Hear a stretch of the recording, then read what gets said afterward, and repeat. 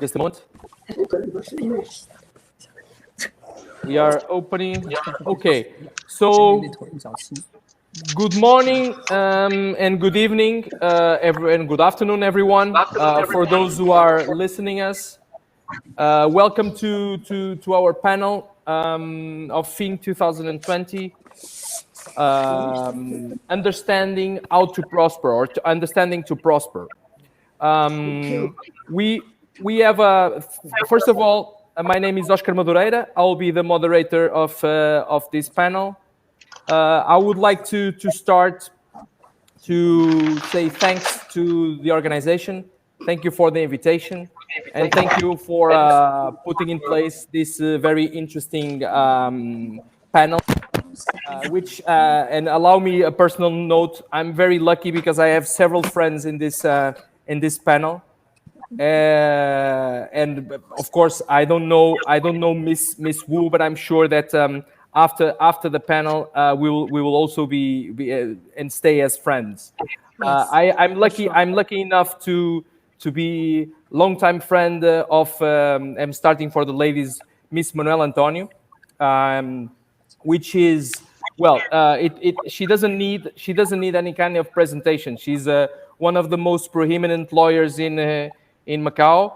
She's been in town for 4 decades almost, and she's again, a personal note. I was lucky enough and honored enough to work with Miss Manuel Antonio more than 10 years ago, actually 13 years ago. And she's a very important person in my life as a professional, as a person, and I think I can say she marked my profile as a professional and as a person. The other speaker is Mr. William Chui, the representative of Hong Kong Trade Development Council in Europe, Frankfurt. Welcome, William, as well. The other good friend I have is Professor Vitor Teixeira. Professor Vitor Teixeira is also a prominent studying of China. He has lived in Macau for several years. He was associate teacher, professor, if I'm not wrong, with the Universidade de São José, St. Joseph University, and is now and still for a long time professor in the Universidade Católica Portuguesa. His specialties are history, in the history of the East. The last but not least, Miss Wu Lam Lam. She's a representative of CCPIT Beijing, so China Council for the Promotion of Trade. Welcome, and thank you very much for joining us in this conversation. Going straight to the point, and to finish and to start opening the panel, I would like to address the first question to Ms. Manuel Antonio, and the question would be, what kind of strategies a professional like you developed throughout the years and throughout these almost 4 decades of presence in Macau? What kind of strategy do you develop to establish a strong and prosper relationship with public officials, with clients, with friends, with entrepreneurs, with all these people you are dealing in Macau for so long and so prosperly and so efficiently? Thank you. So first of all, I'm very happy to be a part of such a wonderful panel. It's a pleasure for me to meet Miss Wu Lanyan, although by this modern system, not personal. Also to meet to re-encounter Mr. Professor Vitor Teixeira, to get a knowledge with Mr. William, and of course, again with Oscar. I it should that I'm for almost 40 years, but I would like to emphasize that when I came, I was very small. I was a little child. I'm playing, of course. I just want to be younger. Because, in fact, when I came here, I was very on the surface, but little black. And it was for me a pleasure to work with Oscar. He's a very ethical person, a very good professional, fighting person, and is an admirable. I'm very happy, and I have the big honor to be his. Thank you. To address I would say that when I came to Macau was completely different than today. So when I came in 82, so China was not yet open to the foreigners. The first time I went to China in 82, there was no cars in China. There was no roads, and people were still dressing all the time, blue and green. So there was nothing to buy. There was nothing to do. China at the 50s, 60s, 70s was the first China that I found when I arrived there.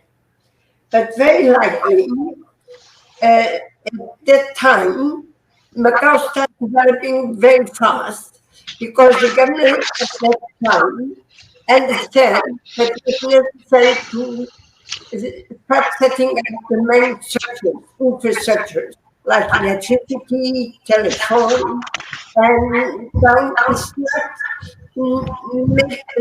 made the conditions for an development that we were able to see afterwards. I think ¿Y usted? Yes, thank you very much. Yes. I don't know if people are able to hear. Come over here. Yes, perfectly, Yes. perfectly.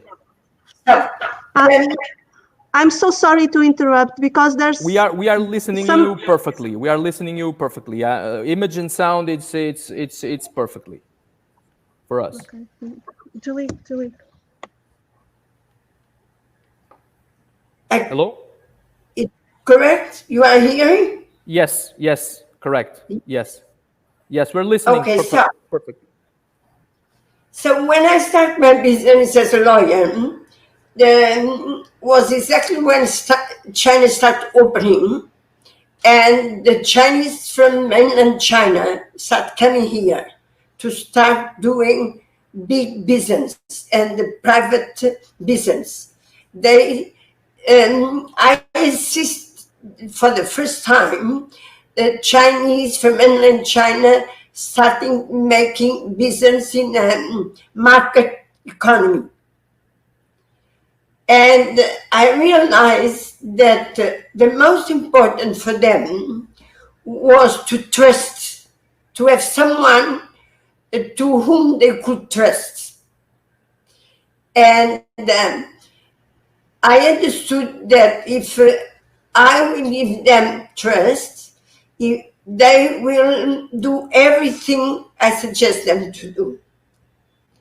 And therefore, I think one of the most important things to be successful with the business in China or with the business with Chinese is to show them that you don't want to cheat them. You are real involved in the project. You are going to perform the obligations that you assume towards those people.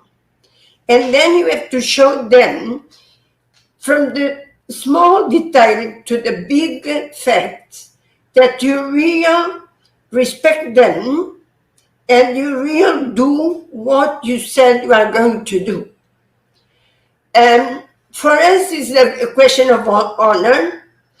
For them, it's a question of faith. This is why we have such a good understanding, Portuguese and Chinese, because in fact, we are not so different as people think. We have some of our principles are the same. The names are different. The language is different. But when they talk about faith and that we have to respect their faith, we are talking about honor. And we want that people will respect us as well. So this principle that is understand the other one, not to cheat the other, to accomplish your obligations, is the secret of my success and is the secret of the success of the business with Chinese. Very often in my client account, I have 100 millions of Hong Kong dollars deposit that do not belong to me, but they deposit on my account for when the conditions are complete, I can pay to the other part. So it means that they trust me and they respect me as I respect them. So we have to, different from the Americans, for instance, we don't need big contracts. We need the essential clauses. Very often the contracts of billions are in 2 or 3 pages because the Chinese don't put the if that the Americans put. The Americans, when they sign a contract, or the English, they are always putting all the possibilities. If you don't do this, if you don't perform, if you violate it. So most of the clauses are if you don't accomplish. The Chinese, as the Portuguese in Macau, we have a different start point. We are going to perform and we are going to accomplish what we are doing. So we don't need to dedicate very much time to the non-compliance of the contracts because we are in good faith. We want both take profit of that business. So we just put the essential purpose of the contract and essential obligations and the rights of each one. And then one clause if people will not respect. But we know that in 90%, 99% of the cases, we don't have questions of violation of the contracts. And this is the secret of being successful in Macau and in fact in south of China, because most of our clients are from south of China. Although now we are starting some business with the people from the north, Beijing people, that are a little bit different because they belong to a bigger community. So I feel they are more, they have less confidence than the people from south. But again, I try to follow the same principle. That is, we are here to profit of the situation both. We don't want to get all the profit for me. I want to share the profit. It's something I learned with the Chinese from Macau and from China, different from the Portuguese on this aspect, is they don't want to win everything. They know that to win, they have to share. This is why the associations and joint venture are so fruitful in Macau and in China. So this is an aspect that I think is important. Is it's easy to associate with Chinese, and providing that we also let them win. We are in the transaction to make some profit, but we want them to make profit as well. And I think these are the two principles: is first, confidence, be honest, respect what you sign, making the old times that the words were enough. We didn't even, we still have Chinese that say, I don't need to write because I already gave my word. Now, unfortunately, we have to write, but we know that we are going to respect it first. Second is to respect the other part, respect the face or the honor of the other part. And on the third place is let them take profits as much as we are going to take, or even if they brought more, they have to have more profit. So everybody is in transaction to make profits, and we should have the position not to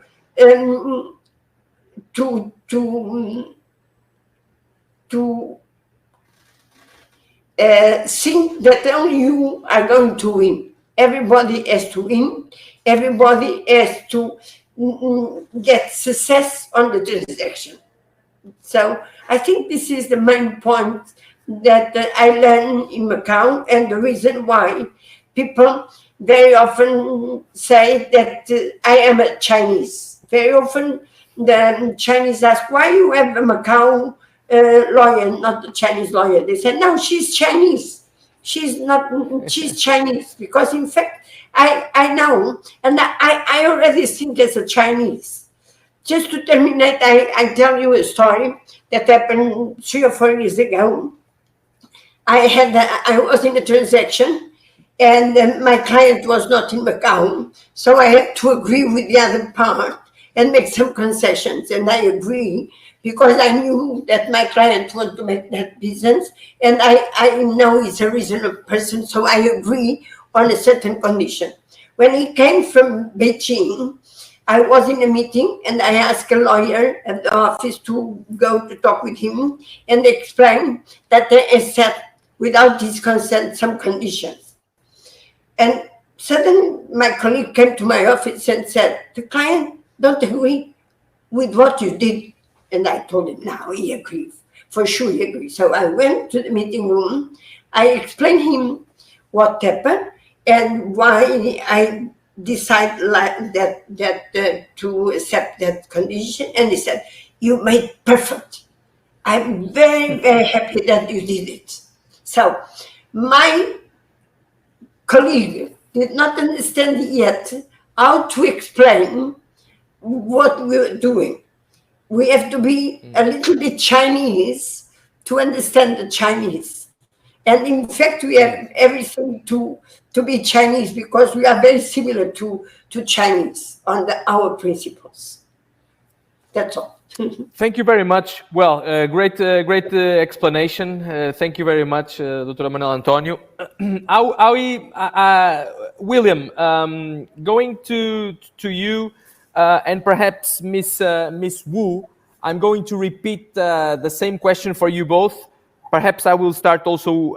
I'm starting now with a gentleman, just to make one lady, one gentleman, to try to make this more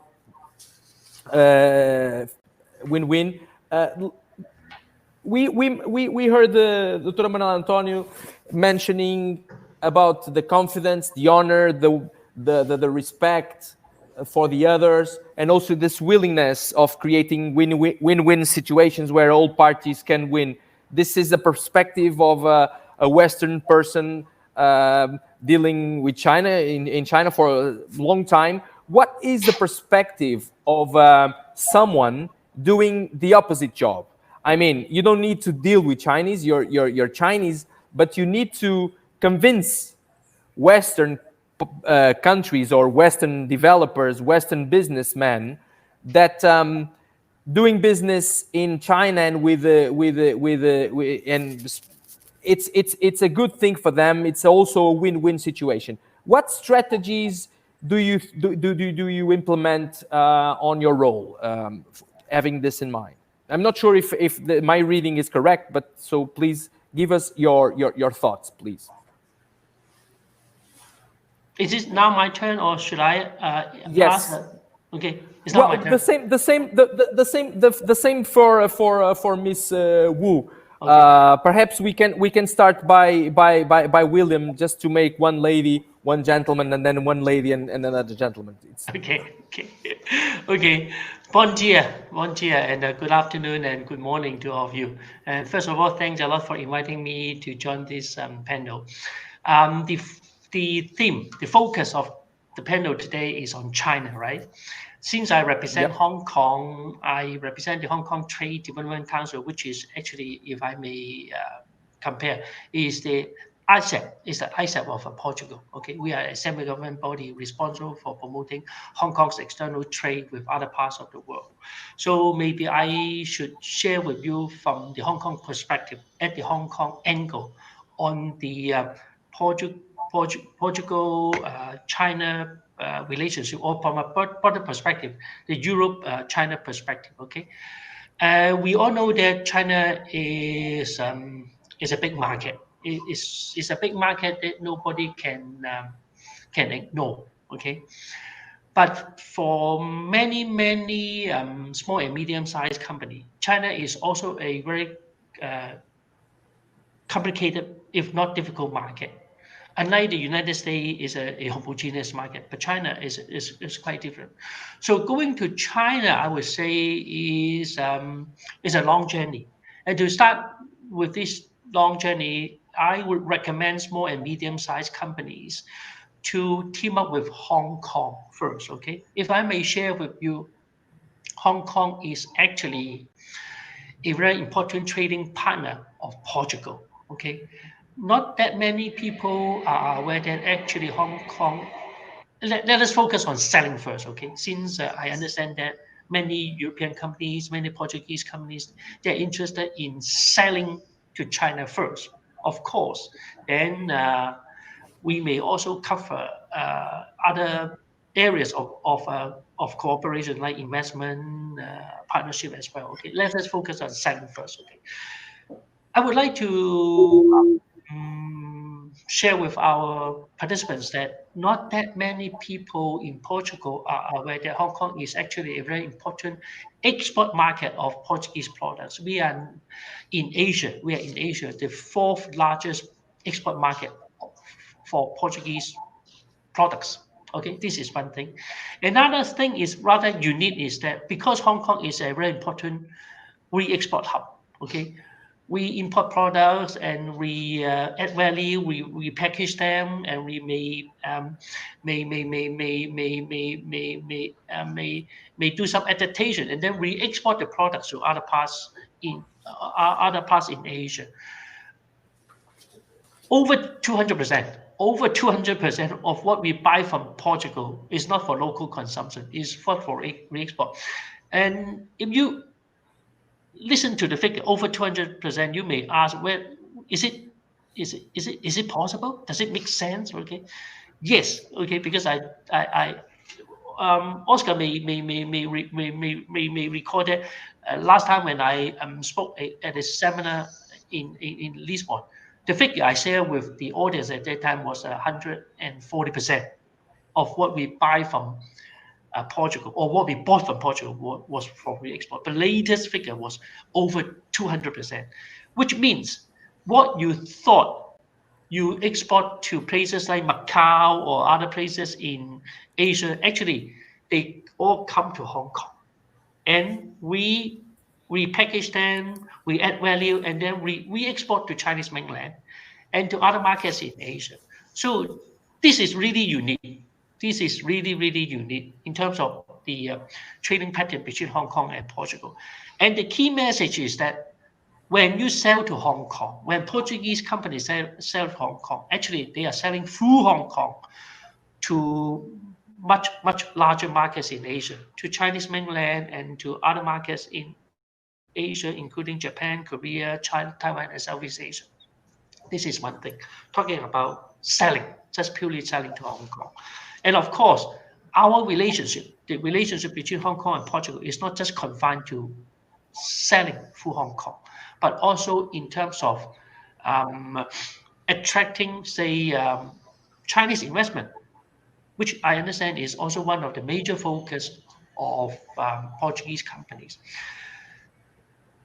Again, I would like to share with you one figure. As high as 60% of China's outbound investment actually goes through Hong Kong, including investment into Portugal, which means if Portuguese companies work with Hong Kong, we are able to attract and facilitate more quality Chinese investment outside of China into this country. So this is one of the one of the advantages of Hong Kong, because Hong Kong is not just a gateway for foreign capital going to China to invest, but also a two-way gateway for Chinese outbound investment go outside, go into other countries, including Portugal.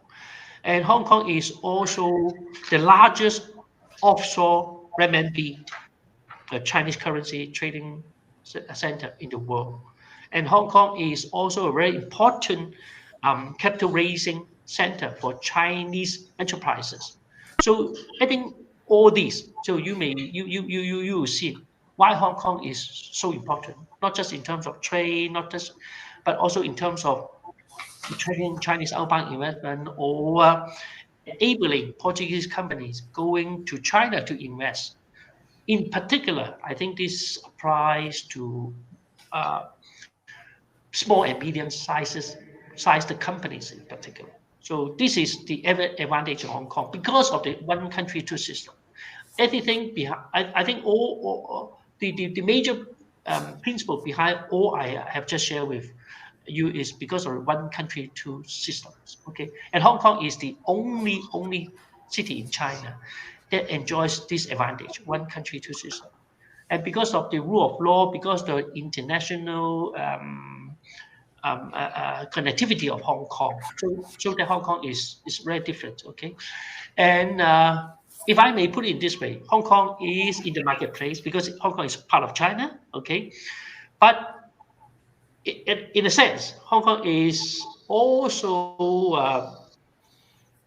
outside of China because we practice a different system. We have our own currency. We have our own tax regime. So you can enjoy, if you are in Hong Kong, you enjoy both advantage in the marketplace physically and geographically, but you can also enjoy the practice of a free trade of free flow of information, free trade of goods, and the rule of law and everything that I have just shared with you.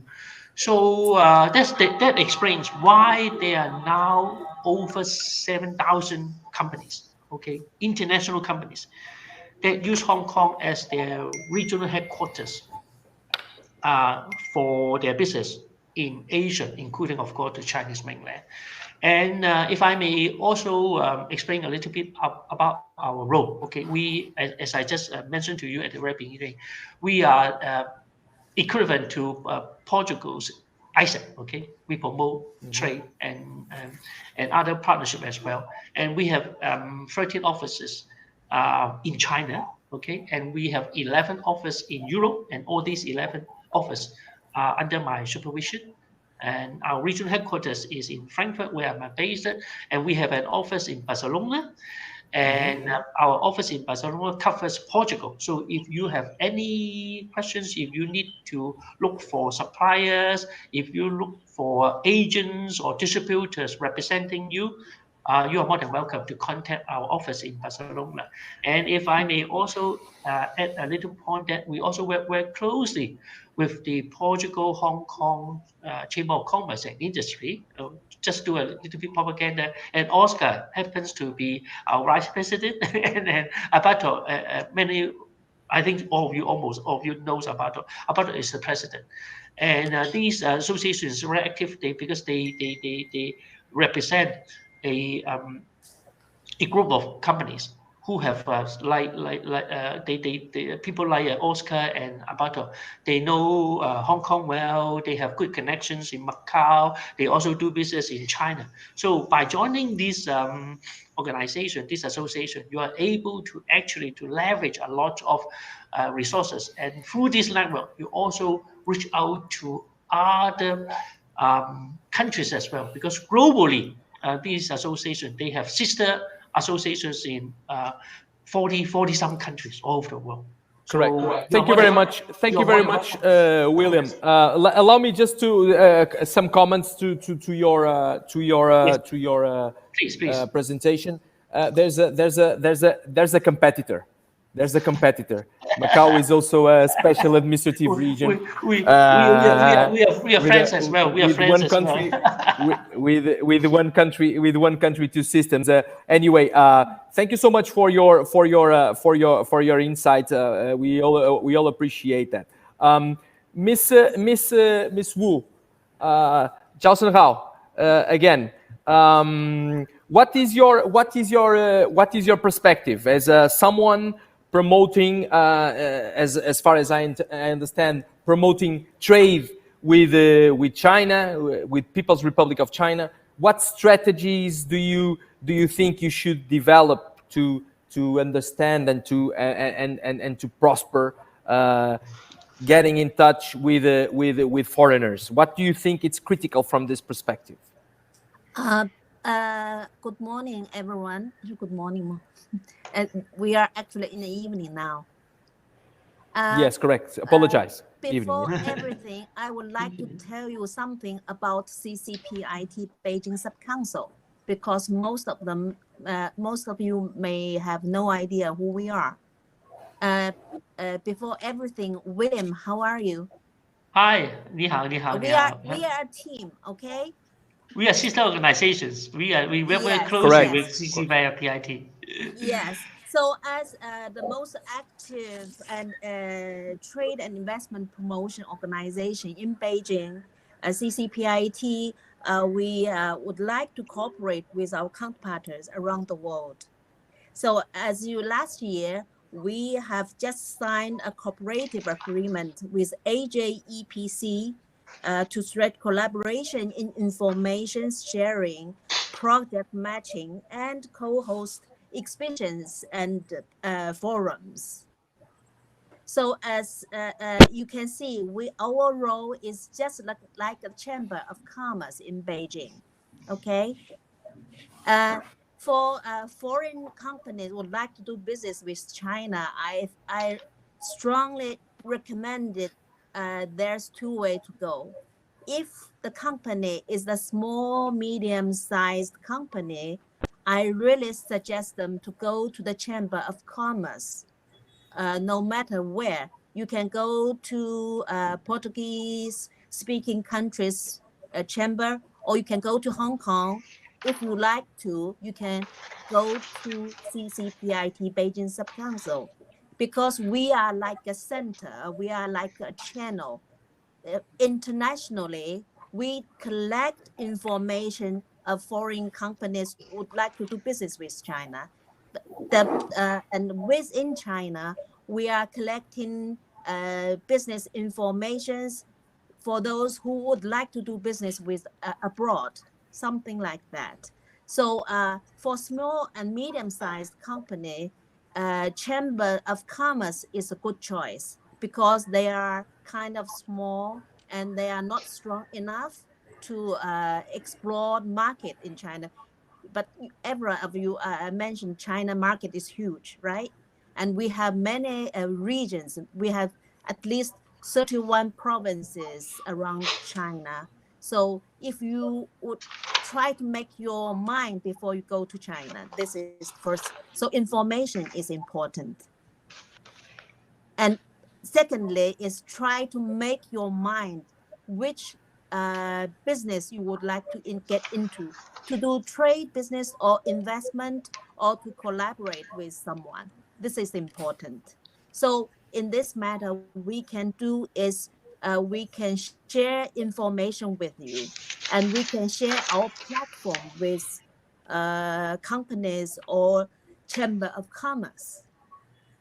This is number one. And number two, for giant companies, I don't know your chamber has a giant company or not. They are powerful to do business by their own. In that case, you can recommend our organization to them, and we deal with them, try to make a project matchmaking. Can you hear me? Yes, perfect. Yes, perfectly. Yes. And this year, just 2020, is a very tough year for everyone, and the business is not as good as we expected. So everyone in China, in Beijing, we are working hard to make economic growth, and because of the epidemic, we are struggled a lot this year, but still we are trying to make our business as bright as possible for small and medium-sized companies, not only in Portuguese-speaking language countries, but also inside of China. Okay. Okay. But allow me just to ask you, in what kind of strategies do you develop to put in place those actions? In China, in Beijing, the government try to make economic works. So we are doing. We call it 2 zones in Beijing. We are focused on to build 2 zones. William may know that one is Beijing keeps moving forward. So we try to develop integrated national demonstration zone for opening up the service sector. This is one zone. The second zone, we call it China Beijing Pilot Free Trade Zone. These 2 zones are totally new. It's just opened this September. So we not just open the field of trade to the public, to the world, but also the service sector. And also you can do business in different, they focus in many industries. We will send you information later on. Okay. Thank you very much. I think we understood some of these new development areas and the plan of action you just described us.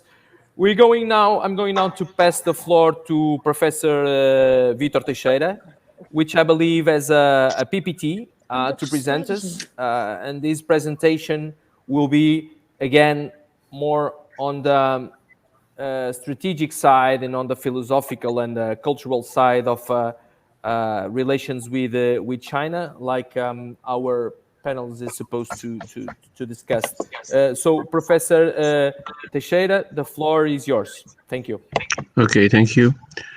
Thank you for the invitation to be here. I'm trying to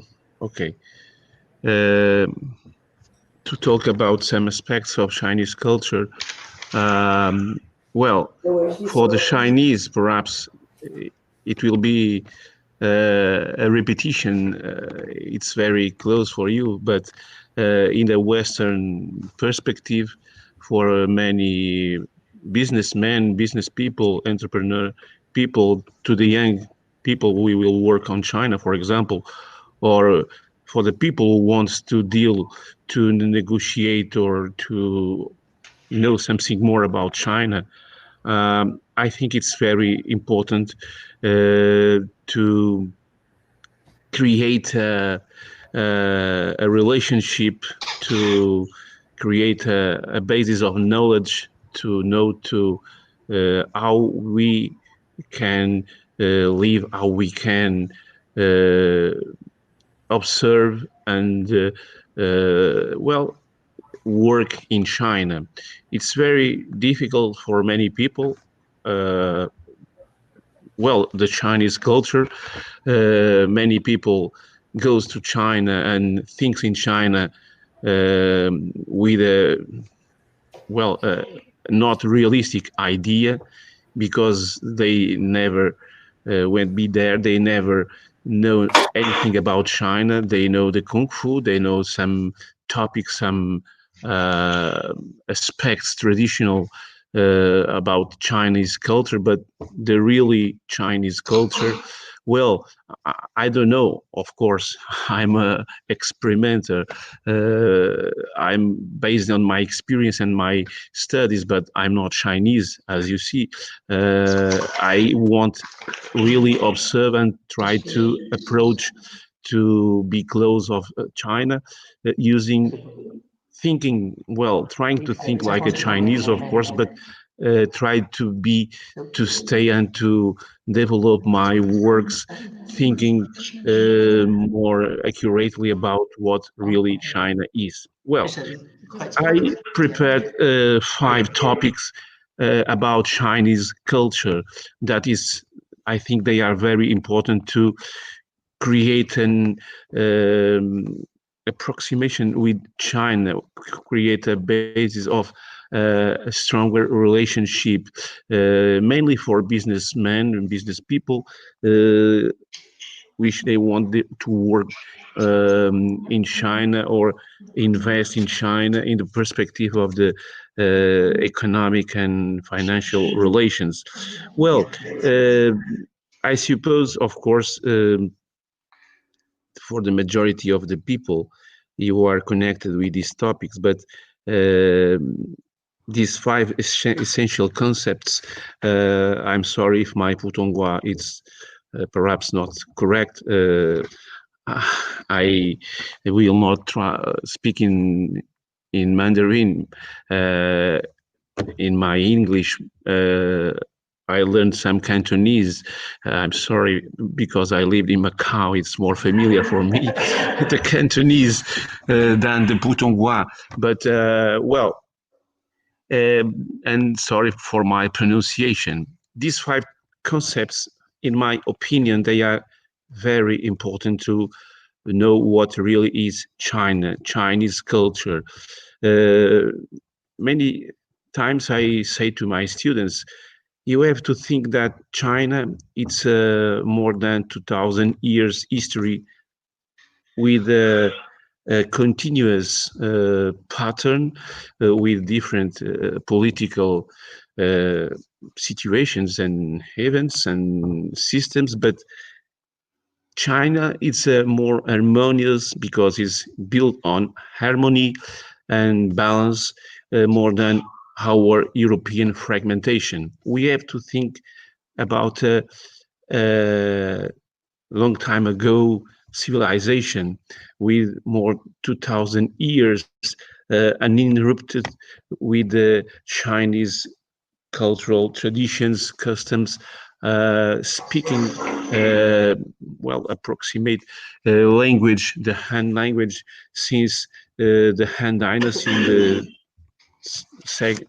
the 2nd century before crisis era until now. Well, and we have to regard these aspects with different eyes than we observe our Portuguese, our European culture. We have to leave our Eurocentrism, of course. It's pathetic in the West. Many people put in the inside themselves the perspective to observe what is China, and the effort to see to captures China's cultural approaches is very important in a different perspective. I elected the Suzhi, the Guanxi, the Mianxi, the Lingtao, and the Yanfen. 5 important topics to live in China, to work in China, to be observed by Western people. For example, we in Macau, we live in a kind of Aquarius, the Portuguese community. Many times many of them, they never go out of the the Portuguese or the expatriated communities. And it's very interesting when we try to discover China and Chinese culture. Well, it's completely different. Of course, it's the beauty of the cultural relationships. And when we try to discover this incredible country, in my opinion, we have to observe, in my advice, these 5 concepts. We have more things, of course, but I only have few minutes to explain my ideas. Well, I wrote 40 pages, but I will not read the 40 pages. In China, the patience is a virtue, but the time it's more important than. What we can interpret what this importance of the proper character and behavior, the suji. Well, it's very important because it's when we want to know how different Chinese people act, talk, and behave when compared to the Western social and business environment, we have to talk about the suji, this important aspect of the modesty, the low profile, the tact, and the respect. We have to know that in China, these suji, these aspects of the low profile, the modesty, the tact, the respect, they are very traditional and observed, even in the modern Chinese society, even with this most entrepreneurial and modern China of nowadays. The person's character, the individuality, it's important. Well, I talk many times about the Taoism, for example, the Confucianism. It's really important. I work on these topics about the formation of the Chinese culture and society. Well, but we have to update and we have to transform and to adaptate these concepts to the real modern China. But some details can arrive to the present in these forms of the traditional Chinese culture, because the real heart of China, even with Western ideas, Western concepts, clothes and fashion, the heart of the Chinese culture keep away in the Chinese culture, and it's very important, and it's natural. It's very interesting that we can imagine that in the future Chinese will still to respect these aspects. Okay, like the education and knowledge, I'm talking very with a late sense, of course, but I could explain better, but the time goes on and it's very straight to we have to in the suji the proper behavior and character. We have to remind the proper etiquette in China, the protocol in China, for example. Well, the dinner etiquette, the festivals etiquette, the familiar etiquette. Many people, they are not prepared to also to think that we have some topics. For example, I talk many times about how to eat a fish in China. It's different than we eat in Portugal or in the West. We have to keep the sheep. The fish is like the sheep, like our life. We have, well, how to do not upright, do not put up the chopsticks on the rice, for example, some aspects, some details that they still to be observed in Chinese culture. Well, it's very important, the filial piety in China. It's a very Confucianist concept. It's very strong and still to be very important. It's a basis, it's a pillar on the culture, Chinese culture nowadays. And this one, it's very important to make the question why we are talking about Suji. It's the big question of how to deal with different behavior and attitudes in China. We have to, when we start a business, when we have to talk, when we have to meet, we have to know these aspects of China. I talk many times with my students. You have to arrive before the time. You have to observe that in China, the clock, the watch, it's very important, but never give a clock to a Chinese, for instance, for example, or even to offer a book. It's not very welcome. The similarity of the words is like to bet in number 4, for example. We have to observe these aspects, to deal, to manage a business, to meet, to create an approach to the Chinese cultural society. Well, it's like the significance of family in China. For instance, it's a little bit different, of course. In each country, it's different than the other country, but in China, family, it's a strong and very rooted concept in the Chinese society, and we have to well, in order to observe the Guanxi, for example, and other concepts, family still to be very important, and it can have a huge effect in business and society.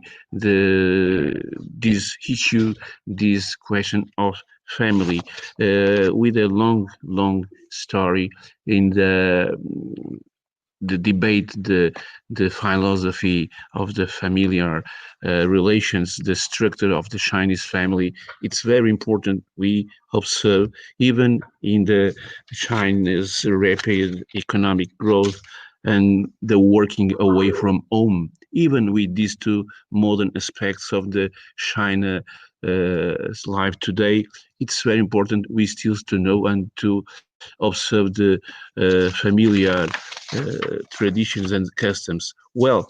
And many times we have to be aware with these concepts. Many people, many Westerners, they never imagine the reality of the Chinese family. Perhaps for a Chinese, it's, well, you are talking about something very clear for us, but we are talking about relationships.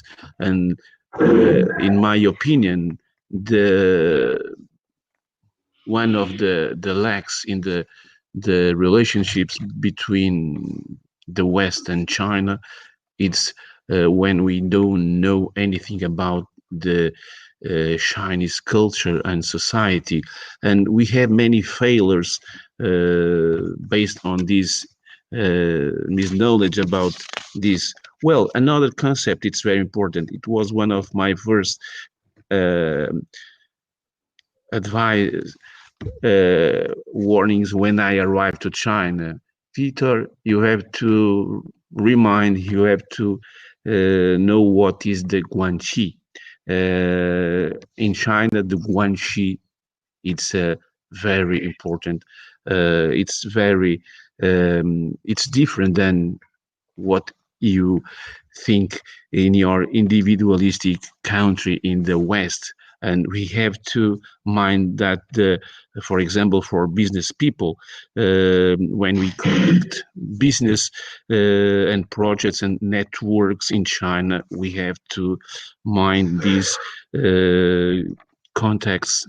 We have to know these ties among the Chinese people, among the Chinese entrepreneur people.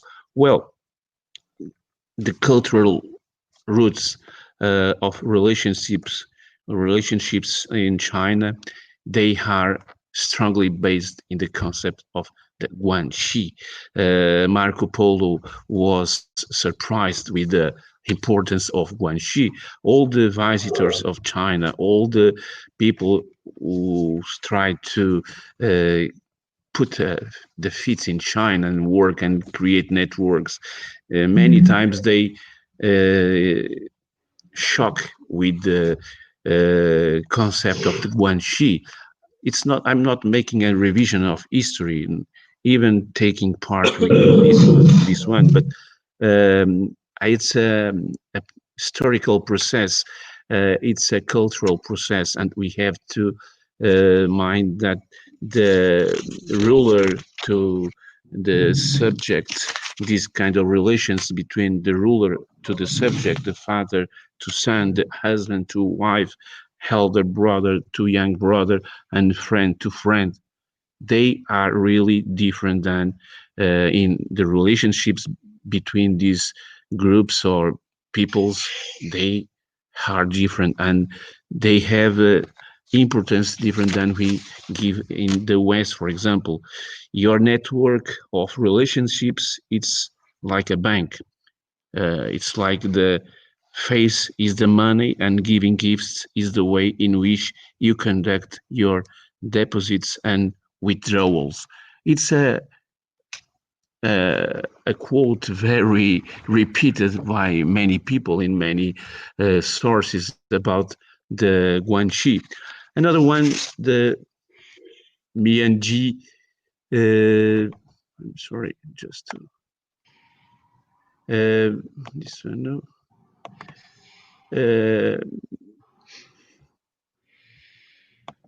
I choose some trust, respect, the face, and the time. The four aspects of the guanxi. If you have to deal, if you have to talk, if we have to create a relationship, conduct a business, it's very important to observe these aspects. And another one, Manuel Antonio, she talked about this to the gaining and losing face in China. This, in my opinion, à mon avis, it's the most important, perhaps it's the most difficult for a Western to understand about the Chinese culture.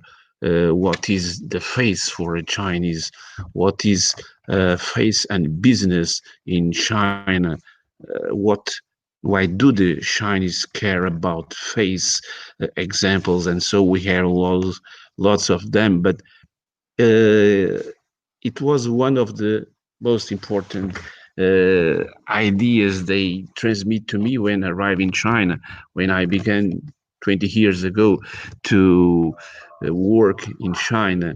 You have to take care about the face. Well, my face, for us, our face, mirror, mirror on the wall.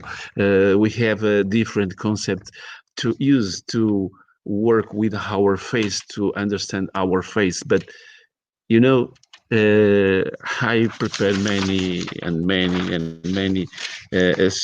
topics about the face, the mianti, but face, it's very important in the relationships between the Lintao, the boss, the chief, the commander, and the employee, in the family, in the all the relations, social relations in China.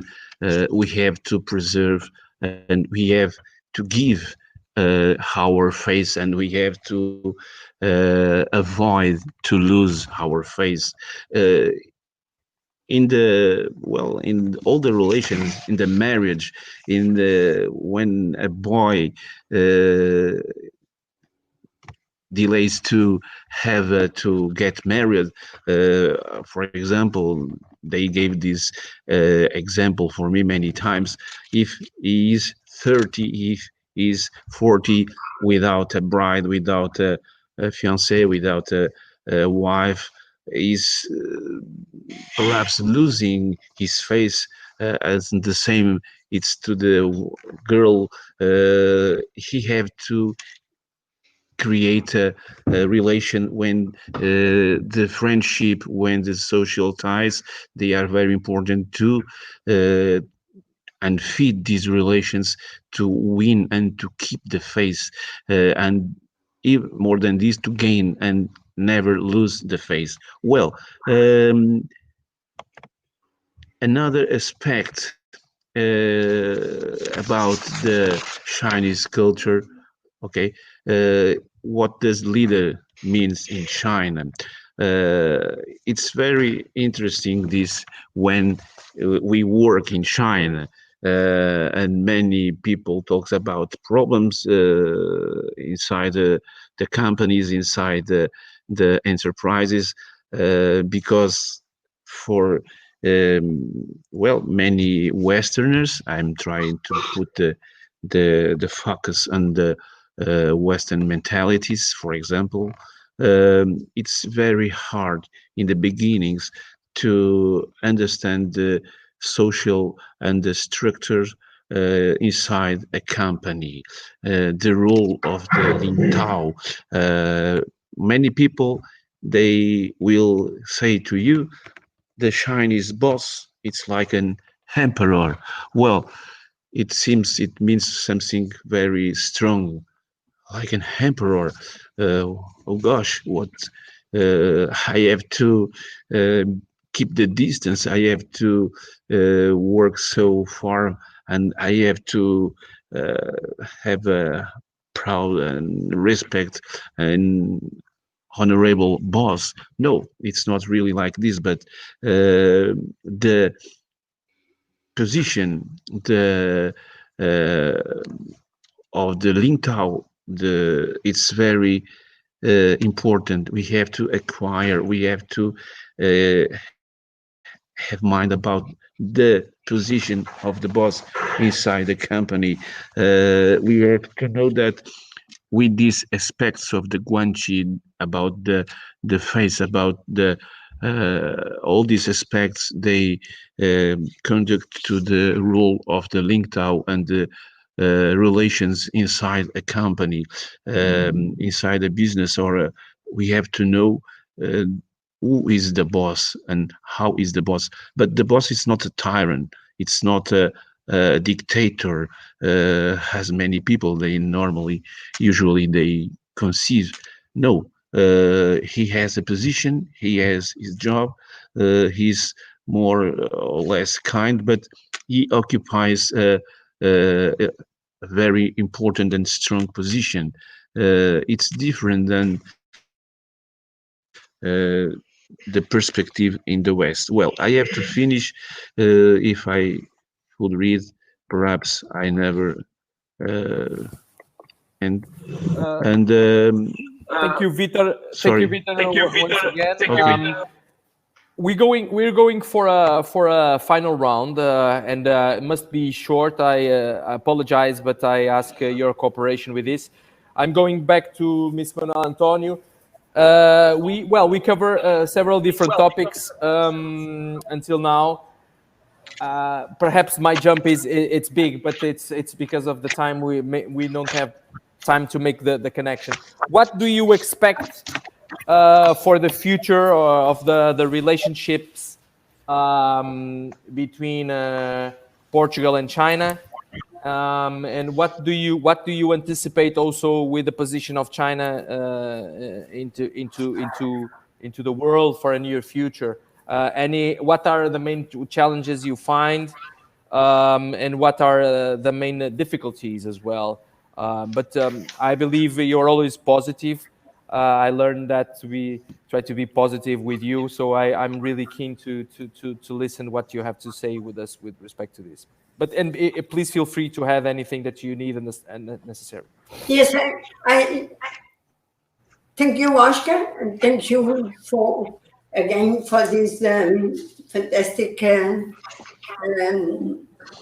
platform that you found, and those speakers that try to discuss or make us know more about China. I also subscribe you when you tell Mr. William Chui that we have also Macau, not only Hong Kong, and if Hong Kong is important as platform between Europe and China, Macau is naturally the platform between Macau and the countries that Portuguese language to China, because we speak Portuguese, we have the same legal system than China, because China has a continental system, and Macau and Portugal and all the Portuguese speaking countries have continental systems. So is right that Hong Kong can be a platform, because there's much more companies representing and based in Hong Kong than Macau. But you cannot forget the role of Macau on this business between Europe, mainly Portugal and China. I'm very positive. I trust that with this concept of the one road, the concept of the Grand Bay development area, I think China is going to develop very much the business on this area, and and will make China more close to Europe and other countries than it was before, because we have all these regions have special systems, have market the economy, and have a lot of products and acknowledgement to develop together with the help of the foreign countries. I think that after we overcome this bad situation, health situation we have, China fortunately somehow already overcome. We are, and now with the new American president that has a different approach towards the non-American countries and mainly China. I think that a period of more peaceful relationship can come soon, and both big countries or big areas like Europe, the European community, Australia, America, and China can understand that we are not in the time that one country can handle and rule the world. We have to be together. We need to understand that the world is global and everybody depends on each other, and the prosperity and wealthiness of one area will be automatically bring effect to the other area.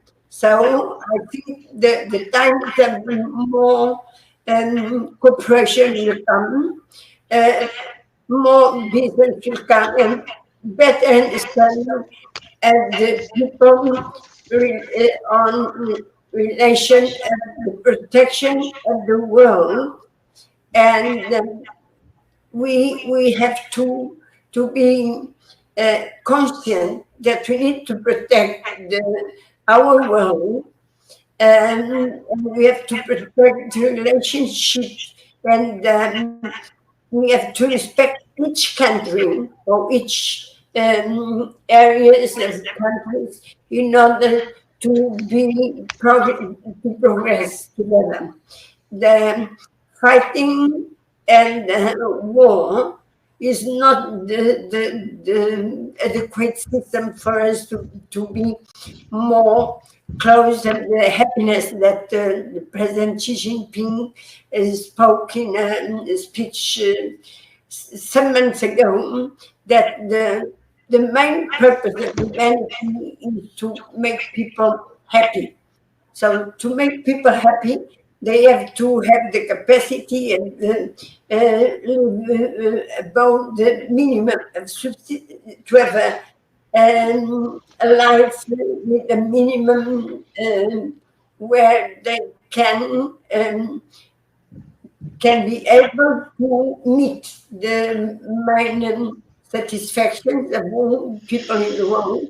And in fact, if we want to make business and make the business growing, we have to respect all the others as equal, not as migrants, but as the equals. And I think that with this new outcome in America, and with the pragmatic position and the president of China, and with the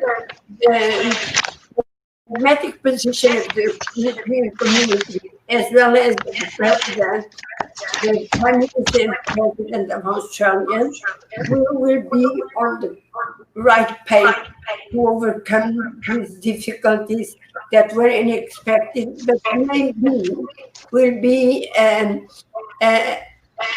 step behind to give two steps in front of forwards.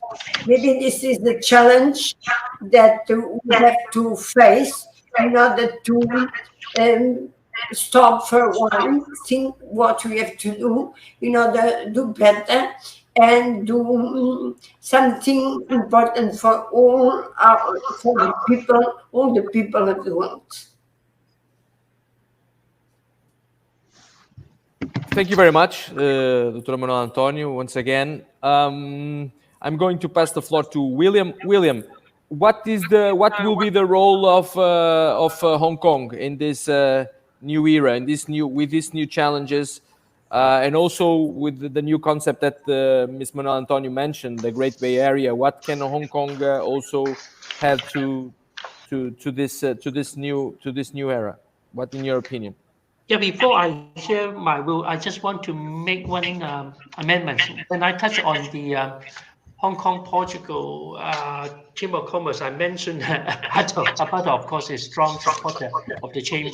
But actually, Bernardo, whom I understand all of you know him, Bernardo is the president. So my apologies to both gentlemen. Okay, and talking about the challenges and opportunities, I think there's one important point that we should focus on.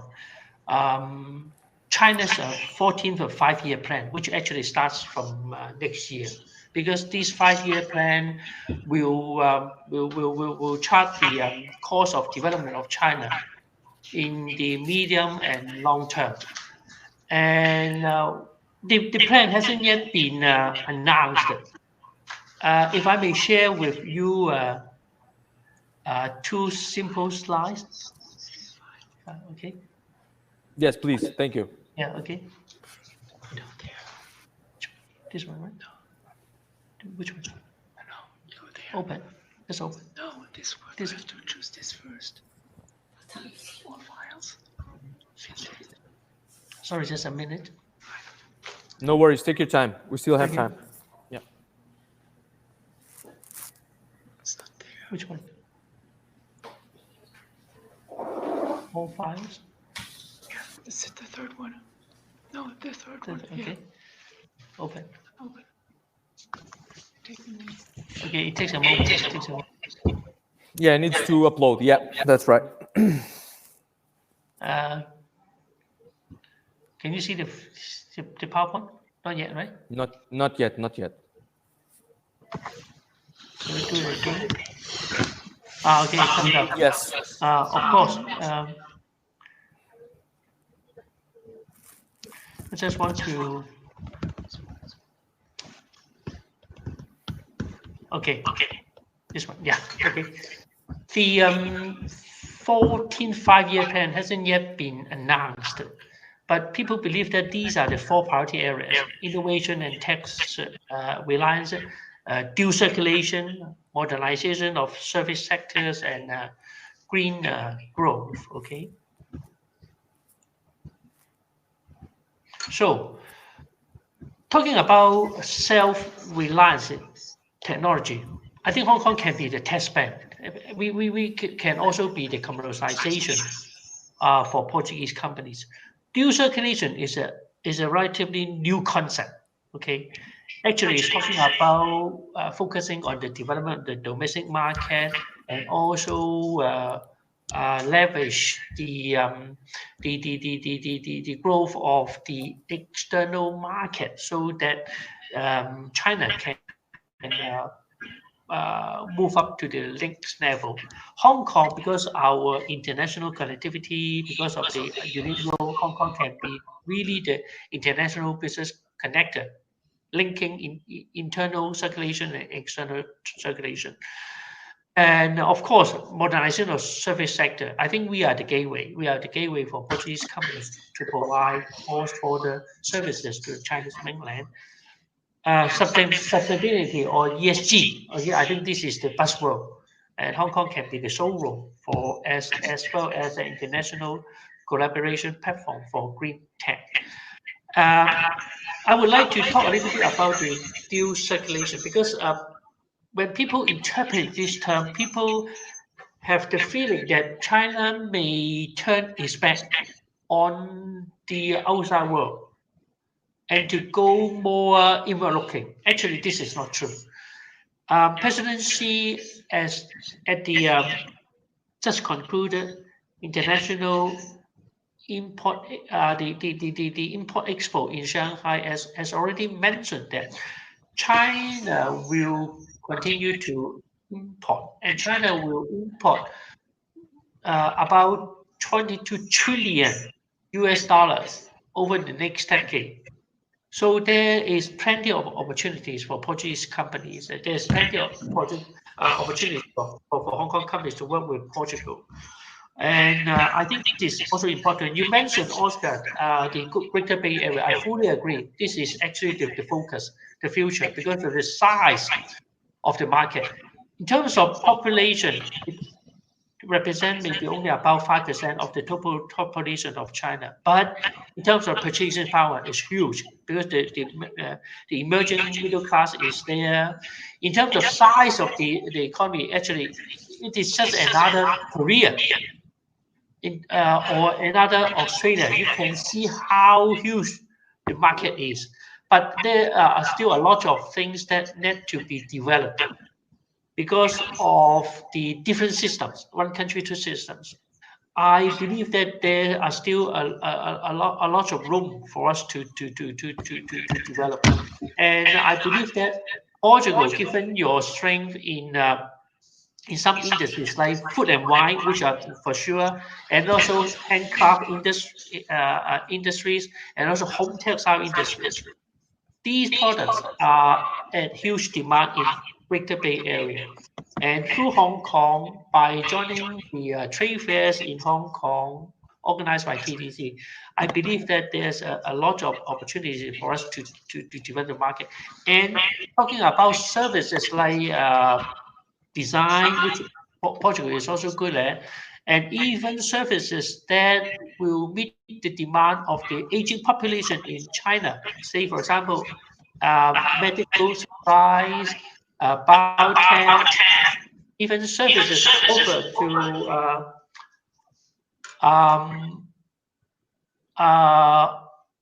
elderly homes. I think these are all opportunities. So yes, there are challenges, but there are opportunities as well. And there are always opportunities for us to develop when we face the challenges. I think this is the key message I would like to share with all of you and the participants as well.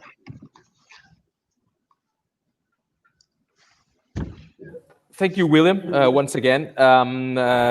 Miss Wu, what is the from the William? You can now. Yes, thank you. Mr. Wu, what is William mentioned the importance of the new 5-year plan, the importance of the Great Bay Area. Miss Manuel Antonio already mentioned that as well. From the mainland China side, from the mainland, from the continent, and you as a promoter of trade with China, what challenges do you understand that you have as promoter? What do you think are the opportunities for overseas entrepreneurs, businessmen, companies? What do you think are the opportunities and the challenges for the next coming future after the pandemic, of course? First of all, I would like to thank Williams for doing my job. You know, the 14th 5-year plan, we are still working on that. And because we know there are plenty of opportunities for Portuguese speaking countries. And I think the most challenging for the entrepreneur who would like to do business with China is the policy part. You know, we have plenty of policies which is do good things for entrepreneurs. I think that the companies would need partners to get that part well. A local partner, correct? So you mean partner, even the overseas company? Yeah. Chamber of the partners could be his counterpart from China, mainland China, or from Hong Kong, or from Macau. The partner could be the Chamber of Commerce, like you and me. Yes, correct. Yeah, I understand. This is the most challenging one. And the second, I think that the second challenging for the companies to do business with China is the culture gap. As the professor mentioned, the 关系面子 it's very important for Chinese companies, and they need to know this before they come to China. But do you see? Sorry. Please proceed. Please. And the third one, as I mentioned in my first part of speech, that information is important. They need to get the right information. They have plenty of information from different sources. It's very difficult for them to identify which one is the most correct one. So partners is important again. Okay, but let me just ask you: Do you think there is similitudes or that can be easier for instance, for a Portuguese entrepreneur to do business with China from the cultural side? Do you think there is some opportunities and some similitudes between both people, both countries? What do you think on that? What is your experience, at least? What is your experience dealing? Your opinion of businesses between Portuguese companies and Chinese companies? Do you think there's similar way of thinking, there's similar way of dealing, there are some common trends, some common ways of thinking? What do you think from your experience? I think China is getting more and more internationally thinking.